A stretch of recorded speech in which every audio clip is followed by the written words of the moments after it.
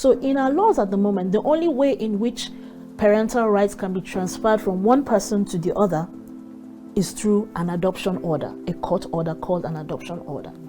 So the problem now comes in, we now are at a stage in human development where we have assisted reproductive technologies, where you can take a sperm from one person, an egg from another person, create an embryo in a lab, and implant it into a third person. And the person who is carrying the pregnancy is not the one that provided the egg, is not her spouse that provided the sperm. There was no sexual intercourse, and that pregnancy is being carried by her for the sole purpose of handing the child over to someone else, as what happens in a surrogacy. So the default position in the law is the surrogate who gives birth, who carries the pregnancy, is the legal mother of the child. Oh, okay. That's the legal position. Okay. A lot of people think that, oh, if I go to the hospital and ask the clinic to put my name and my husband's name on the birth certificate, I have now become the legal parents of the child. No, you haven't become the legal parents of the child. You've just falsified the public record. Oh, wow. Yes, because the law says that it is the woman who has given birth that should be recorded on the birth certificate as the birth mother. And if she's in a marriage, her husband is supposed to be on that birth certificate as the father of the child. Oh, now, wow. I know that a lot of people who go into surrogacy don't want to hear what I have to say. And very often, because I insist on saying the truth, I lose a lot of clients. But I think it is very important for them to understand what exactly they are going into, because the repercussions might not appear today. They might appear subsequently. It's very often I find in my practice that it is intending parents who want to take their children abroad that are the most willing to do everything by the book. Because they know that when they try to get the visas, when they try to get the passports, that they're going to run into trouble if they don't do everything provide properly. everything. But a lot of Nigerian parents, people who don't have any intention of jackbuying with their children, will refuse to get the court order. But tell you what happens. 3 years, 5 years down the line, the person decides that, man, I'm checking out. I'm going to jackpot with my family. And then you go and try to get a visa and they tell you, okay, you're entitled to go with your family. Are these your children? Great. Step over to that lab and do DNA tests. Oh, really? And then they tell you, this child, not your child. Care to explain? Then you say, okay, there was a surrogacy. Documentation? None. Oh, wow. That's when reality now dawns on you. And then, okay, not your child, not your wife's child, no documentation of adoption or surrogacy or anything. All right, I think you need to be telling your story to NAPTIP. Yes, because if you don't do it properly, what are you doing?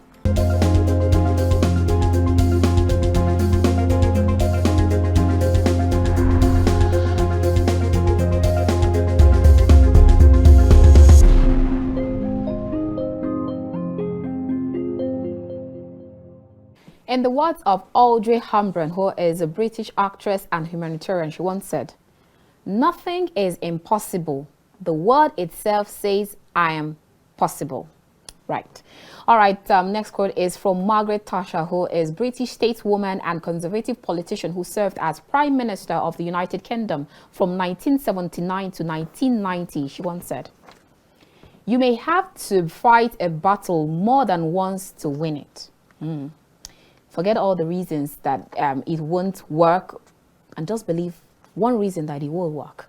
Our next one is from Johnny Depp, who is an American actor and musician. He once said, "People cry not because they are weak, but because they have been strong for too long." Absolutely spot on. Our last one is from Martin Luther King Jr., American Baptist minister and activist, who once said, "Faith is taking the first step even when you don't see the whole staircase." I love this one. Very warm greetings and welcome to D Conversation. We're reaching you from KAFTAN's television studio here in the nation's capital, Abuja. I am Annabelle Oji. Now let's see how this correlates what we'll be discussing today. Now, getting pregnant isn't always an easy journey. The entire fertility process is an emotional roller coaster, and it's very easy to get discouraged. One moment you're daydreaming about starting or growing your family, and then all of a sudden, boom, The roadblocks dashes your hope. Now, I'm not telling you that it's going to be easy. I'm only saying that it's going to be worth the while. If you and your spouse are having fertility difficulty, don't worry, you're not alone. According to data and research, 1 in 8 couples have trouble getting pregnant or sustaining a pregnancy. But staying positive is an extremely important part of your fertility journey. Research has also shown that women with high levels of stress have a much harder time getting pregnant. So, staying calm and stress-free isn't always easy, but then when you feel the need to relax and refocus, please do. Remember, don't expect everyone to understand your journey, especially if they've never had to walk in your path. In other news, when you search online for fertility laws in Nigeria, what you get is, quote, unfortunately, Nigeria has no legal framework regulating assisted reproductive technology, that's ART. Thus, medical facilities providing assisted reproductive technique services have no law regulating their practice, while the operators of baby factories are still carrying on their businesses. End of quote. Now, these and lots more tops our conversation for today with my guest, Barrister Undiga Emuekpere, who is a fertility and telecommunications lawyer. Ladies and gentlemen, today's edition of The Conversation will help inspire you and give you the strength to scale through that fertility journey. And I hope this will help you. I'll see you after this time out. Join us again.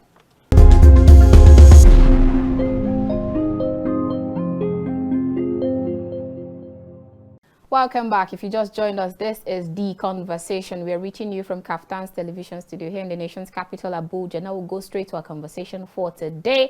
And as I told you earlier, our guest on the show today is Barrister Undiga Emuekpere. She is a fertility and telecommunications lawyer. She is everything good in one. Great to have you on the show again, ma'am. Thank you for having me. It's been a while. Yeah, it's been a while. How have you been? Not bad. And you? Great. I've been very good. Great to see you again. Yes, thanks. Good to be here. All right, now let's talk about fertility. When a lot of people hear the word fertility, the first thing that comes to their mind is impotence, barren, unable to carry or birth a child. So is that all that it is to fertility, or is there more? Well, fertility from a public, a common perspective, you begin to suspect that people have fertility issues when they're unable to have children, when they expect to have children. But I think it's in the common consciousness, it's not really fully appreciated, the fact that it really takes two to tango. So there is male factor infertility, and then it's a female factor infertility. So if you have a couple, and for some, at least according to the medical doctors, if they've been having unprotected sex for 12 months and they're not able to achieve a pregnancy and maintain a pregnancy, we say that they have fertility issues, or they are subfertile in one way or the other.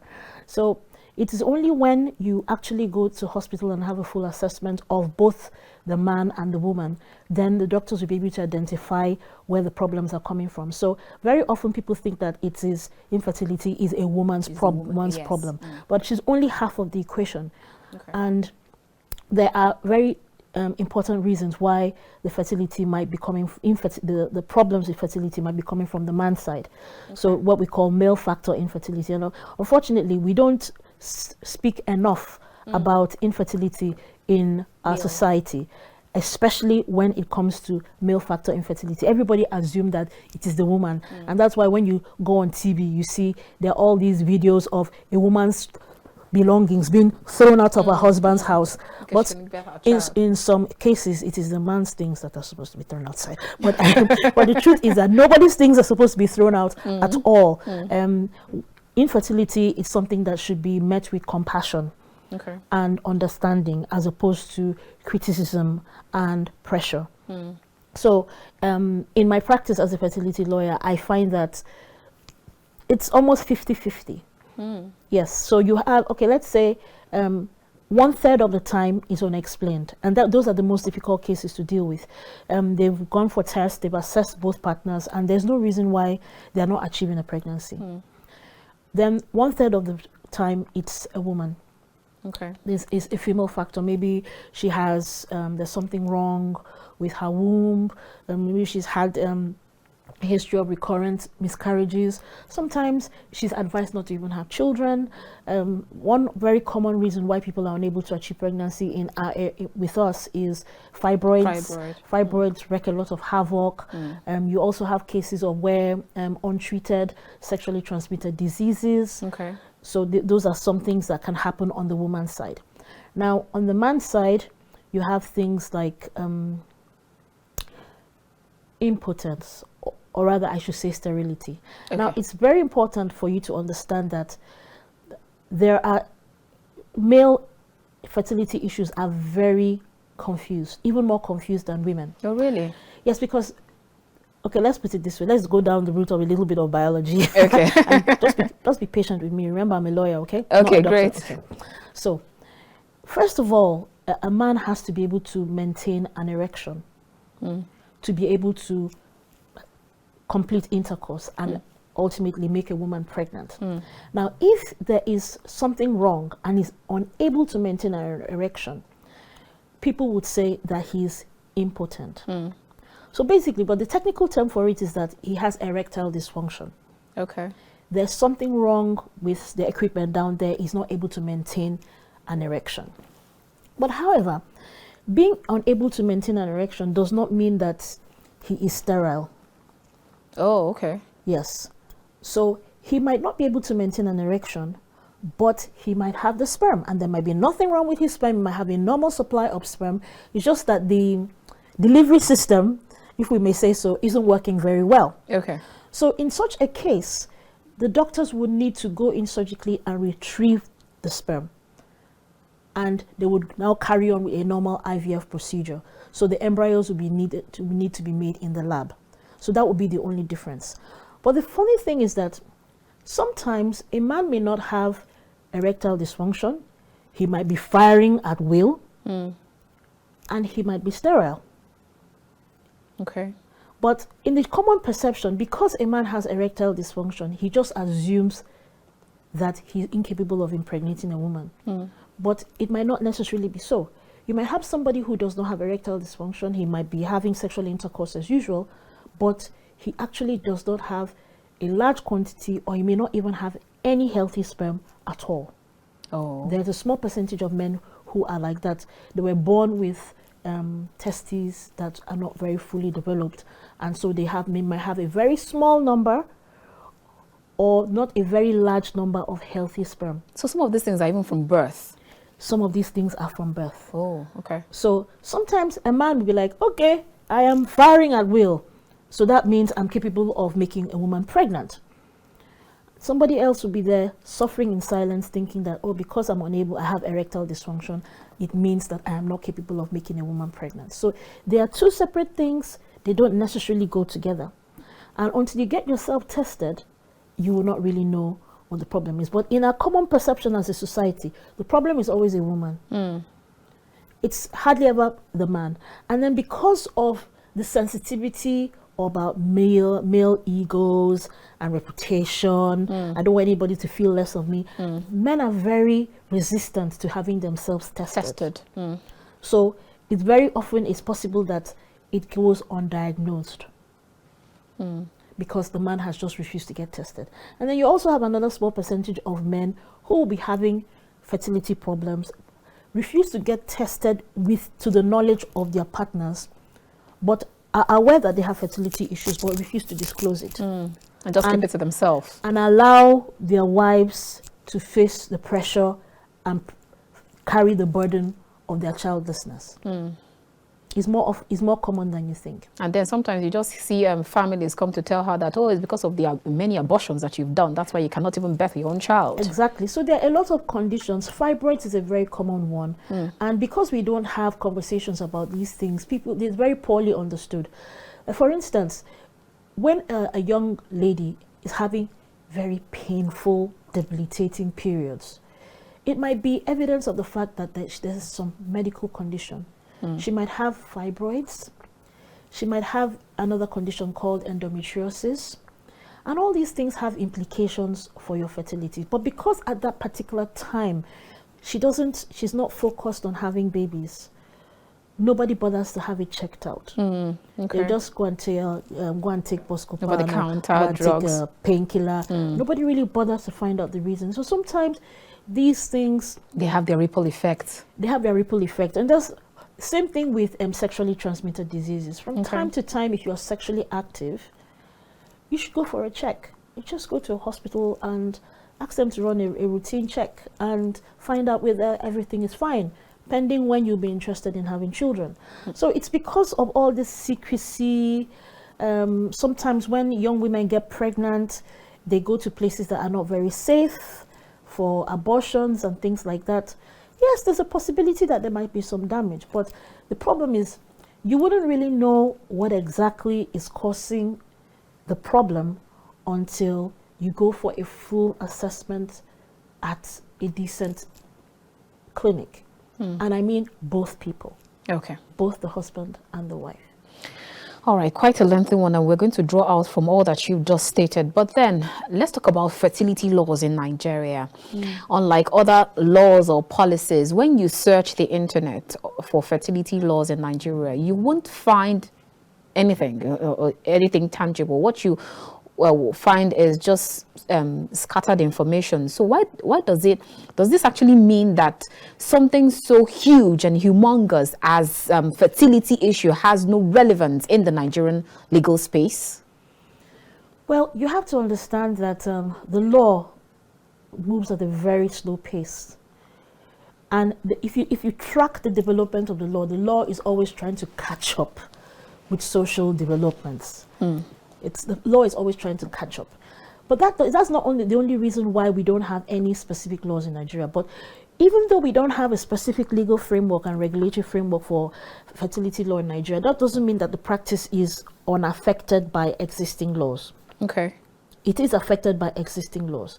But if you're right, if you say you're looking for a bill or an act or regulation that deal specifically with what should happen in a surrogacy agreement, how should a surrogacy agreement be set up, how should eggs IVF and sperm be retrieved, what are the rights, if any, of an egg donor, a sperm donor, what happens when a surrogate gives birth to a child, who should be registered as the child's parents, and so on and so forth, how should parental rights be transferred, how are they assigned. You won't find anything in the law. But what you have is the default position.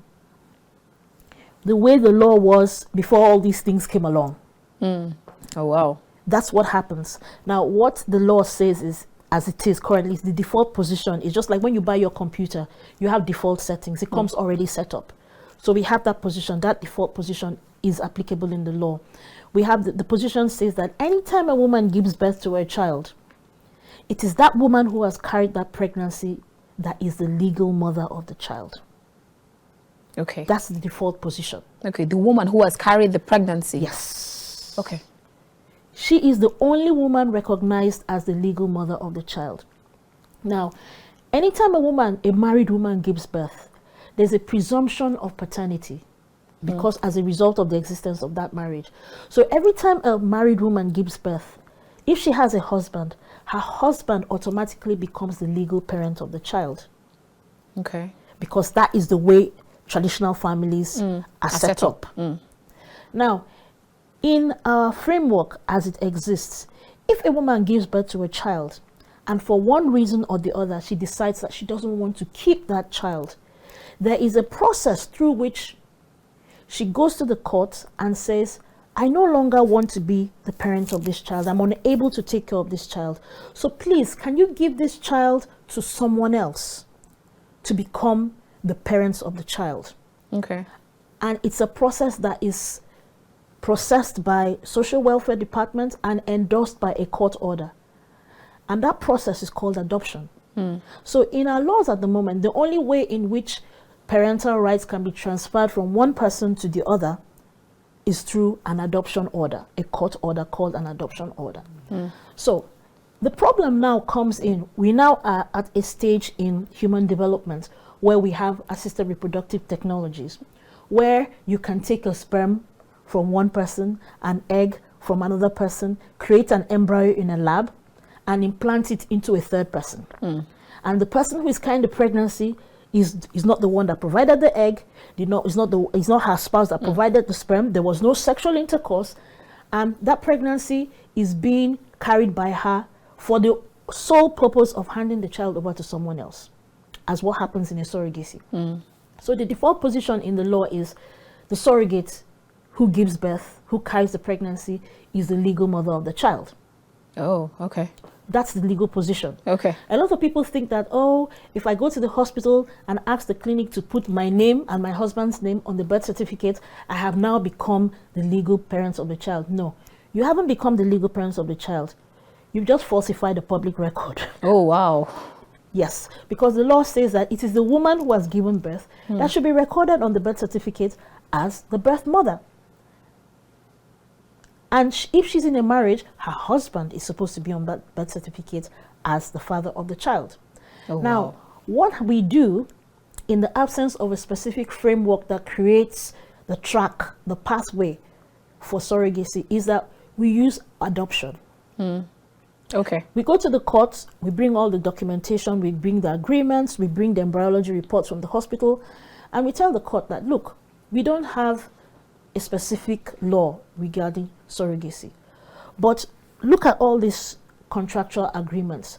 Look at the embryology reports. Look at all this documentation that documents what has happened, which exhibits what we say is the intention of the parties. This woman is carrying this pregnancy for these people, and it is the intention of the parties that the child should be handed over to them.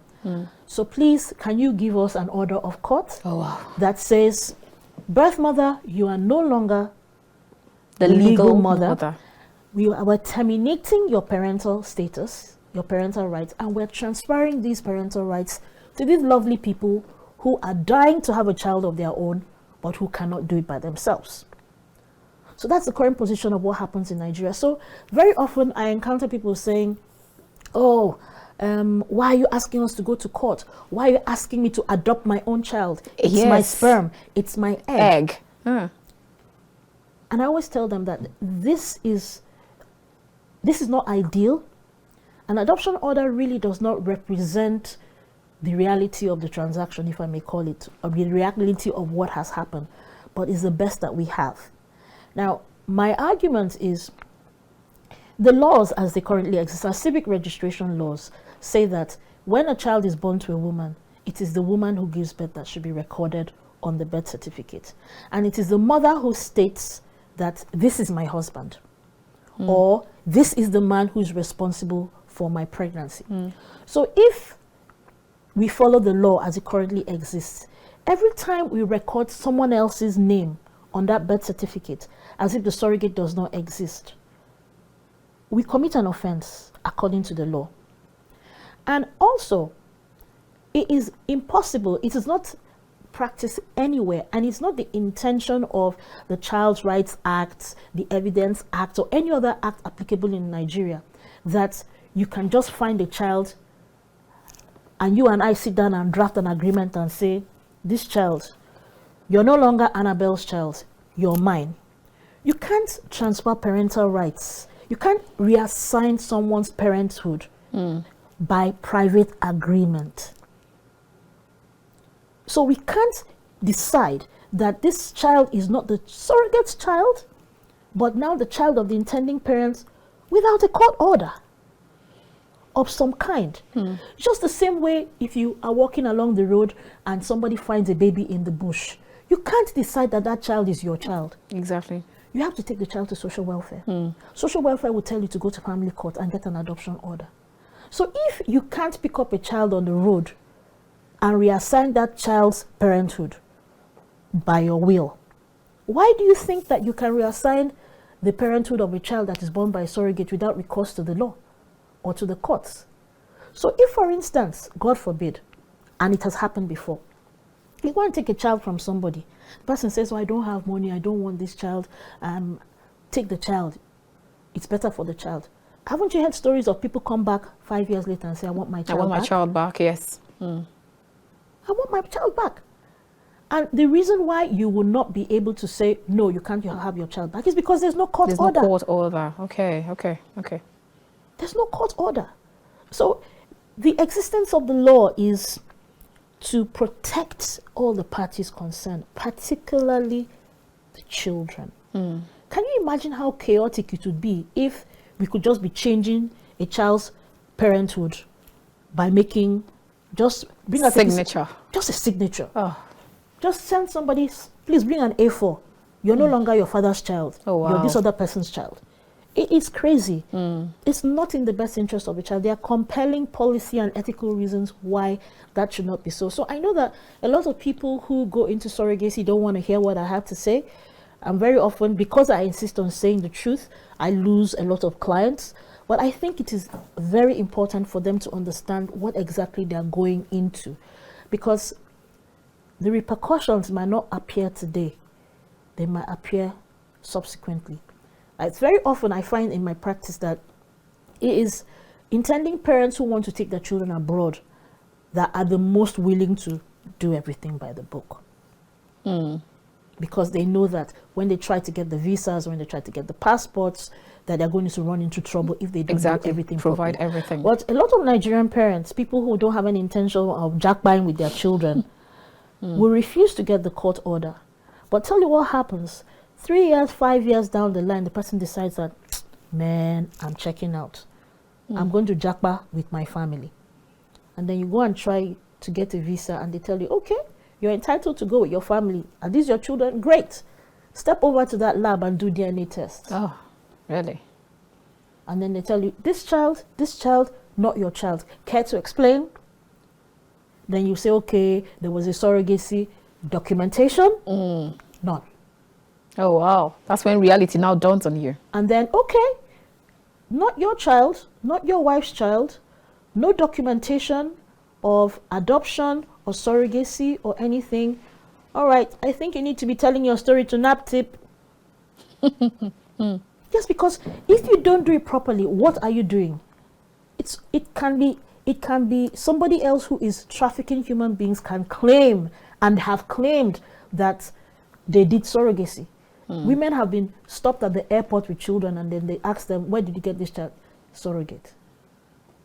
Madam, you don't look as if you had a baby before. So surrogate gave birth to the child.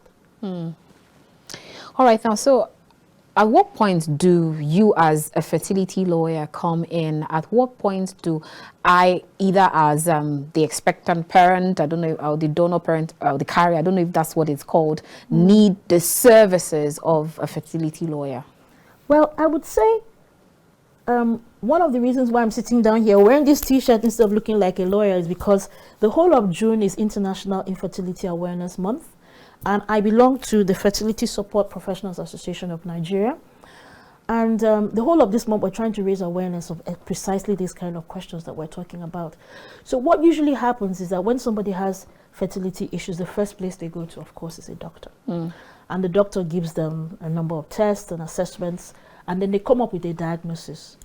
And then they say, this is what is wrong with you, or this is what is wrong with your spouse, or this is what is happening, and this is the reason why we think you're not able to have children. Then depending on the diagnosis, they might make a number of representations. I would say that the point at which they begin to tell you you should use donor egg, or you should use donor sperm, and definitely the point at which they begin to tell you that you need a surrogate, that is the point at which I think you should be talking to a fertility lawyer. Okay, so like I said when I started during the introduction, what you find online says unfortunately Nigeria has no legal framework regulating assisted reproductive technology. Thus, medical facilities providing assisted reproductive technique services have no laws regulating their practice, while operators of baby factories are still carrying on with their business. So obviously, since there are no strong legal frameworks like you talked about, it makes it prone to abuse or black market hawkers. And so help us differentiate between this two, the black market, that's the baby factory, which is the menacing baby factory, and this. Well, even though we say that there is no specific legal framework for surrogacy, that doesn't mean that the fertility clinics are not regulated. They are. They are regulated as far as they are facilities for the provision of medical services. So they are highly regulated by the Nigerian Medical Association, the Ministry of Health, the individual states, governments regulates health facilities. In Lagos State in particular, there is a guideline for the regulation of fertility clinics where they state minimum standards. You have to have certain level of staffing requirements, equipment requirements, and so on. So to the extent that fertility clinics are hospitals, they are regulated. Okay. So it's not completely unregulated. Okay. Now, the difference between a fertility clinic and the baby factories might not be obvious to people who are desperately looking for a child by any means. And we've been putting out posts, FSP has been putting out posts about what we call fertility scams. Now, if you go into a facility and they are offering you 100% guarantees, be very careful, because no doctor who actually does IVF can give you 100% guarantees that you will get pregnant. Oh, okay. That's one. Okay. Even if it's not done in Nigeria? Nobody. Okay. Nobody anywhere in the world can offer you 100%. They would tell you that there's a high chance you will get pregnant, but nobody will be able to give you 100% guarantees because they are not God. So that's one. Two, if the cycle or the treatment regime is very unusual, shrouded in secrecy, or very cheap, be very wary. We all know about the foreign exchange situation. It costs a lot of money to equip an embryology lab, a lot of money. And it costs even more money to train the people who do this, carry out these procedures. And the equipment used for egg retrieval and so on and so forth is quite expensive. So if anybody is offering you buy one, get one free, very ridiculously cheap rates, I'll be very careful. How cheap is very cheap? I can't really put figures on it because we are in a state of flux. We've just devalued the naira and so on. But I would say, generally speaking, if a cycle is not in the region of between at least 800,000 naira per cycle, oh, okay, I'll be wondering, is it really IVF that they're doing? And I'm just using this as a rough guide, because I'm not a doctor, although I work with doctors. So if, for instance, somebody tells you, Madam, your pregnancy is spiritually protected. If you go and do a test in any other facility but this one, your pregnancy test will come back negative. If you go for a scan at any other hospital apart from this one, they will not see your baby. Your baby is under spiritual protection. And they might tell you something that your pregnancy is cryptic. I think I've heard that word before. All these things are the work of scammers. What those doctors do, they usually have a shop front that looks like a hospital, right? But what they do is they make arrangements with what we call baby factories. Now, a baby factory is an unlicensed facility where an unlicensed, unregulated place, not even facility, where young women might be kidnapped or held against their will and impregnated through sexual intercourse by young men for the purpose of the owners of the facility taking the babies and selling them on, or handing them over to a so-called fertility clinic who gives them to unsuspecting intending parents. So you go to such a facility, they'll tell you all these stories, because in actual fact, you're not going to get pregnant. In actual fact, they are not going to perform an IVF. So you would go through and they'll tell you, you are pregnant. Don't you believe? Don't you have faith? Faith. They play on your head. And then when you eventually go back, they tell you, come back on so and so date. We are scheduling your cesarean section. You know, this is a high-risk pregnancy. We can't allow you to push. We're going to do a cesarean. You'll be like, okay, yes, I claim it in faith. By this time, 9 months, you'll be a mother. You go there, and then another thing also is they will always tell you, look, we're going to put you under general anesthesia. The general practice these days is nobody needs to be under general anesthesia to have a cesarean anymore. They'll tell you, they give you an injection in your spine, and you don't feel anything from that point down. And you're actually awake. And aware. You will hear your baby. You will feel the baby taken out of your body. You will hear your baby cry. But they don't want you to go through all that experience. They'll give you a reason why they need to put you under general anesthesia. And when they administer the anesthesia, when you wake up, they will show you a baby. Madam, that's your baby, praise the Lord. And you will actually feel your stomach. They will actually cut you and perform something that looks like a fake cesarean section. They will give you an abdominal cut. What things people do? Yes. They will give you an abdominal cut. And you will feel that you have a cesarean wound. But you'll be so relieved that you finally have a baby that you won't even ask questions. You take that baby and go home. Now the problem arises when you go to get a visa to try and get that child out of the country. Sometimes the problem might come later on. It's not your egg. It's not your spouse's sperm. That child will fail a DNA test. Oh, wow. All right, let's go on a quick break. There's still more to learn from this conversation with Barrister Undiga, and I will see you after this time out. Join us again.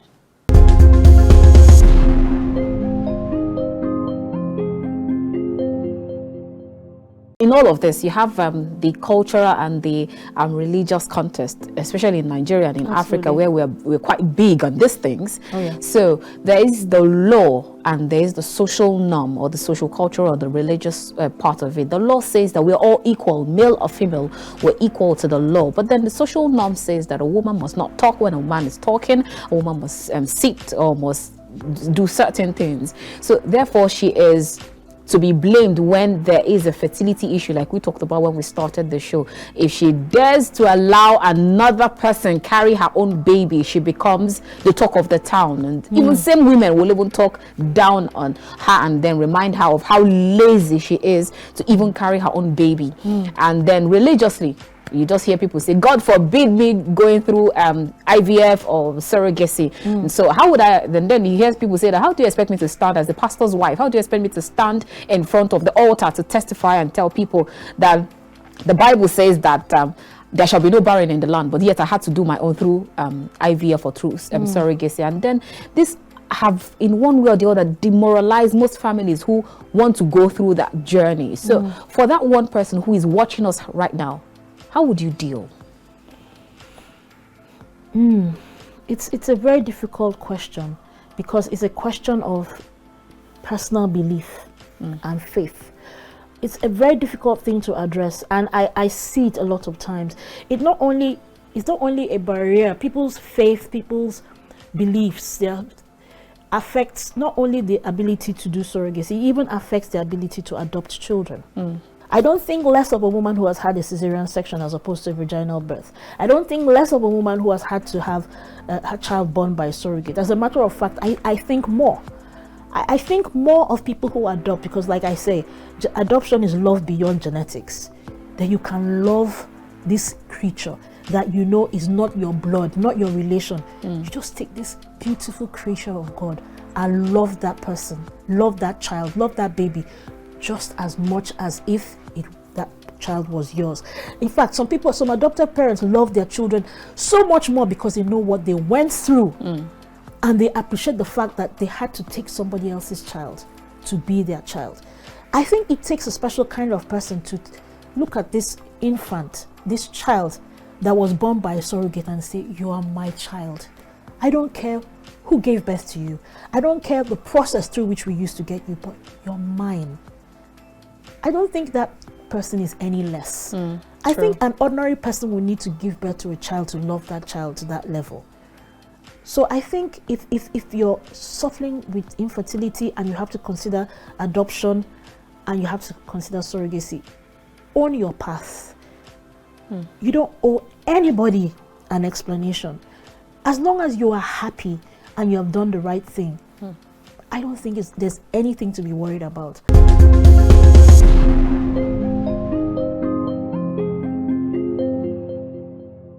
Welcome back. If you just joined us, this is The Conversation. We are reaching you from KAFTAN's television studio here in the nation's capital, Abuja. If you just joined us, you've actually missed out on a whole lot, but then you can still join in the conversation as we're talking fertility today, and our guest on the show today is Barrister Undiga Emuekpere, who is a fertility and telecommunications lawyer. All right, before we went on that break, you actually opened our eyes to quite a lot of things. But then now let's talk about, because you talked about IVF, I'm going to ask you 2 questions and I'd like you to unbundle them in one breath.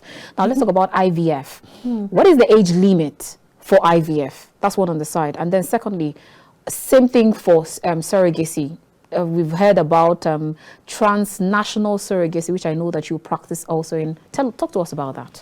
I'm not a doctor. Everything really depends on what the doctors find when they do their screening. There's a lot of variables. Something has to do with how many eggs you have, how many eggs the woman has, the state of her womb. All those things are variables that only a doctor can advise about. But the general rule is that the older you get, the fewer the number of eggs you have, and the worse their quality. So when you're wanting to do IVF, you're presupposing that the doctor needs to, the doctor is going to go in there, harvest some eggs, create an embryo, and then implant it back into your womb in the hope that you get pregnant. In the first place, you may not have good quality eggs left. So that's one. So in terms of the upper limit, sometimes you have people who are 40s who have gone through IVF and it was successful. You have people who are in their 30s, because it really depends on the presentation. If you're unlucky, you have fibroids and scarring, adhesions, endometriosis, all these things are complicating factors. But that's not my job as a lawyer. But I get to hear about a lot of these things because I work with doctors. But they're not strictly speaking legal problems. Okay, so talk to us about transnational surrogacy. What's it about? Transnational surrogacy is where you have the engagement of the involvement of 2 different countries. Okay. So for instance, if I use Nigeria as an example, in transnational surrogacy, you have the treatment country. Basically a country where you have the availability of good quality, relatively cheaper fertility clinics, availability of donor eggs and donor sperm, and relatively cheaper surrogates. There are many countries that are treatment countries or destination countries for treatment countries for surrogacy. Ukraine is one, Nigeria is another. India used to be, Indonesia used to be, Thailand used to be. These are countries where people generally go to when they want to do fertility treatments. So that's the treatment country. Then you also have the second country, the resident country or the destination country. And that is a country where the intending parents live and where they intend to take their child, the surrogate born child, to. Okay. So you might have, especially in Nigeria, for instance, you have a lot of Nigerians who live in the UK, in the US, Germany, etc., are attracted to come to Nigeria to do their fertility treatment or to do their surrogacy. Now, the difference is that after that surrogate born child has been born, we now need to go through the process of satisfying the legal requirements to enable those parents to take that child out of Nigeria and back to the country where they're coming from. Okay. So that's why it's transnational. Okay. So what makes it more complex is, like I said, the fact that that child was born by a surrogate means that that child starts off having the surrogate as their legal mother. Now, the country, apart from Nigeria and our own laws in Nigeria that govern or affect surrogacy in one way or the other, we also need to consider the laws of the country where that family, that child is going to.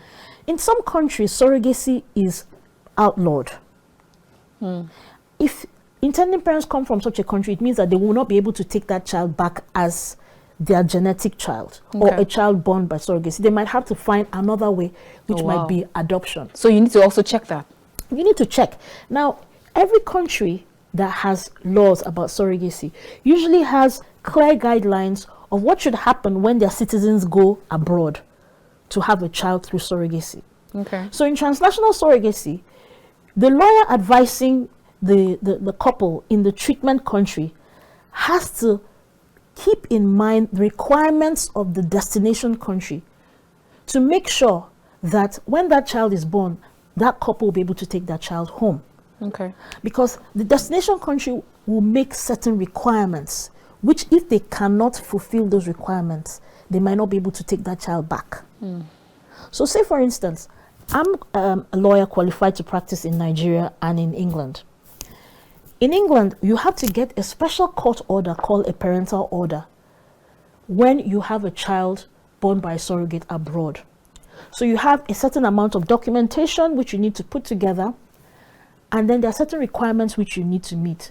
Now, one of the most tricky, which people don't really understand, is that at least one of the parents who is trying to take that child to England has to be a genetic parent. Oh, okay. So you have to have used either the intending mother's egg or the intending father's sperm. And this intending parent must have settled status in the UK, meaning that their immigration status permits them to bring a child into the country. Okay. So you either have to have indefinite leave to remain or citizenship, at least. Or maybe you have some other class of visa which enables you to bring in a family member into the UK. So it is that awareness of what we call the exit strategy. They need to comply with the exit strategy, have that exit strategy in mind, that makes transnational surrogacy complex. And that's why sometimes you hear somebody came to Nigeria to do surrogacy and the child is stuck here for years. Yes, yes. Very often it's because they didn't do their homework from the very beginning. And sometimes also because of the dangers and the risks of human trafficking, the destination country will put a lot of requirements and checks, requirements and verifications that take time. So that's why anytime there's transnational surrogacy, I always advise that always do your homework. Okay.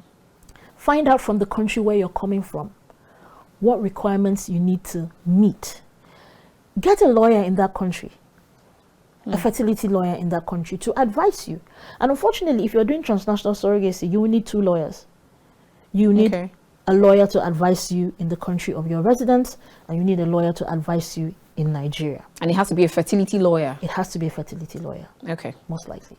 All right, great. Now let's talk about this, because in all of this, you have the cultural and the religious context, especially in Nigeria and in Africa, where we're quite big on these things. Oh, yeah. So there is the law and there is the social norm, or the social culture, or the religious part of it. The law says that we're all equal, male or female, we're equal to the law. But then the social norm says that a woman must not talk when a man is talking, a woman must sit or must do certain things. So therefore, she is to be blamed when there is a fertility issue, like we talked about when we started the show.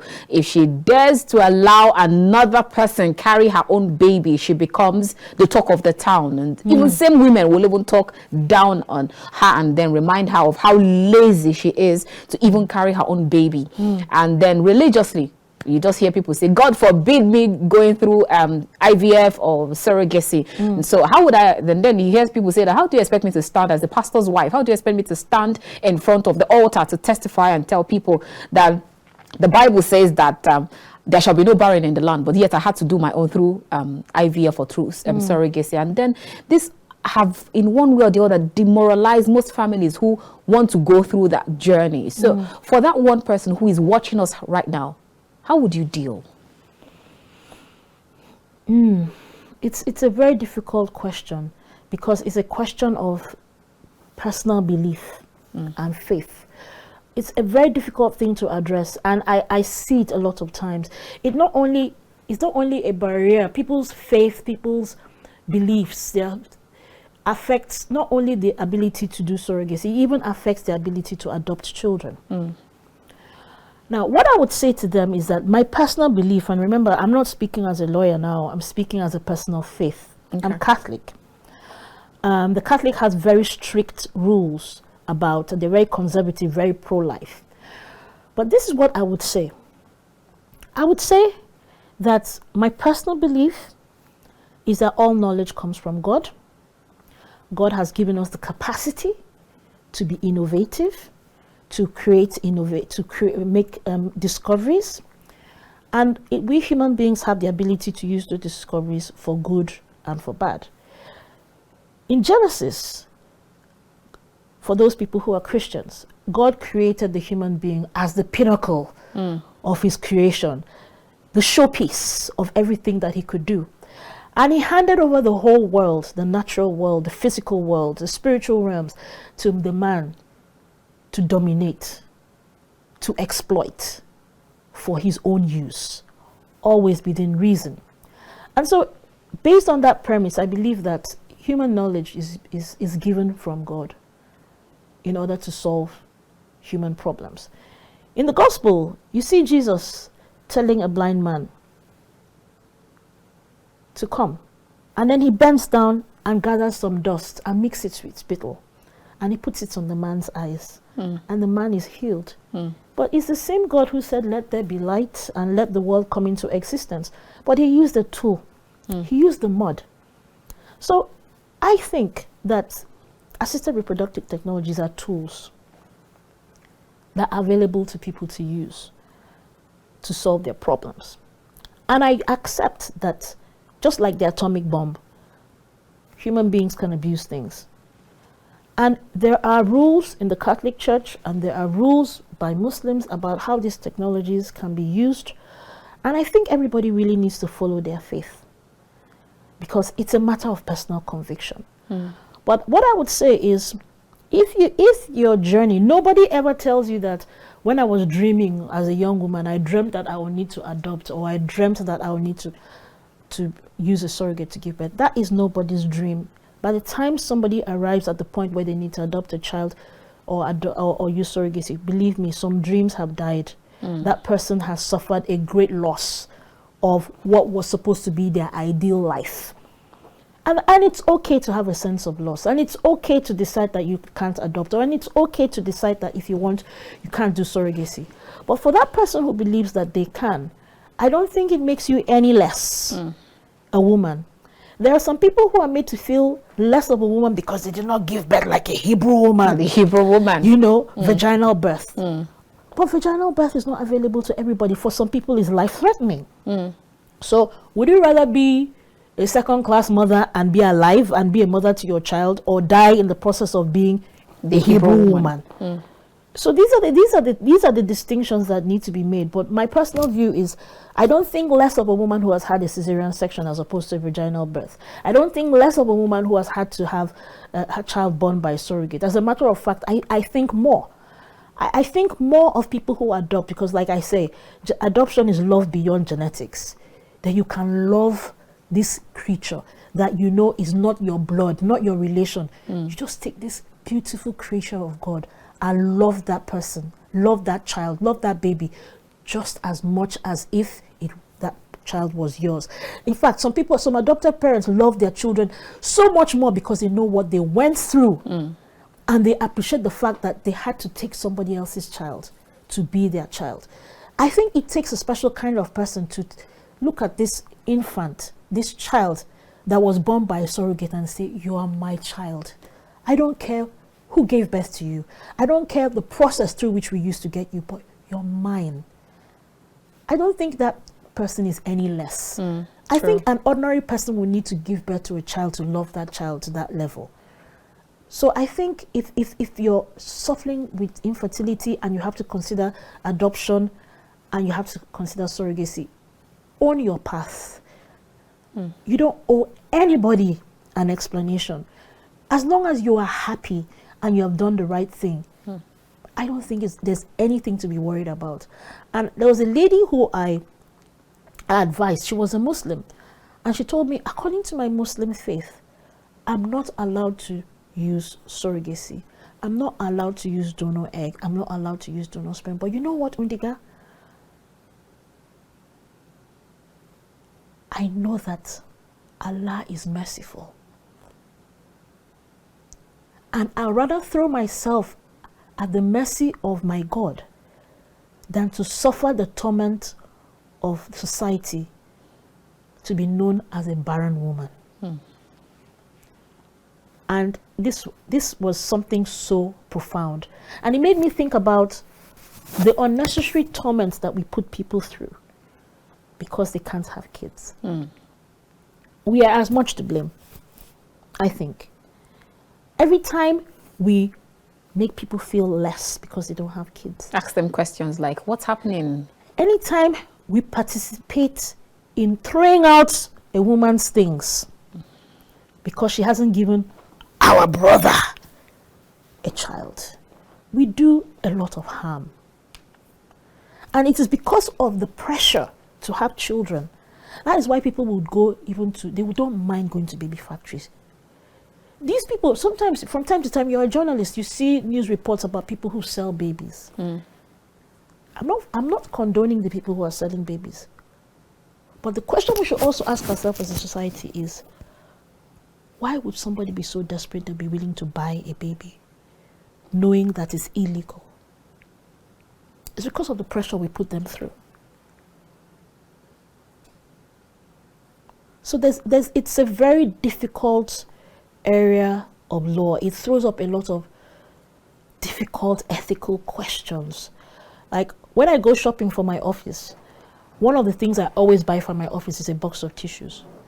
Because by the time you do interviews with people, they would break down and cry. And so it's always an emotional one. It's always an emotional. And me, it's not hard for me to cry. So they cry, I cry. Or I try not to cry, but it's almost impossible for you not to be moved when somebody tells you, look, I have to try. Wow, it is really emotional for me already. All right, so before we round up now, I'm going to ask you 2 questions. Again, I'd like you to take them in one breath. First is, for that woman, that single mother, or that parents who are looking to have a child, aside IVF, aside surrogacy, aside adoption, are there other alternatives that they should look into? And then secondly, since we are commemorating the Fertility Week, what are your last? We'd like to get your last words to couples, to single mothers who are watching us right now, and then they know that it is all worth that journey, but they just need the encouragement from people like you. Yeah, I think, like I said, we always say the end goal is the same. The destination is the same, to become parents. Some people would need donor egg, some people will not. Some people will need donor sperm, some people will not. Some people will need a surrogate, some others will not. Some people would even not be able to adopt, not be able to do surrogacy. Some people would decide that I'm going to be a parent to another person's child. There's so many children in the world who need parents. You don't always have to be a biological parent. But if you feel really strongly, you can adopt. And there's always a possibility that you may be able to carry a pregnancy by yourself. But I see a lot of people who decide that, I'm not going to adopt, I'm not going to do a surrogacy, but I'm going to be a parent to some people.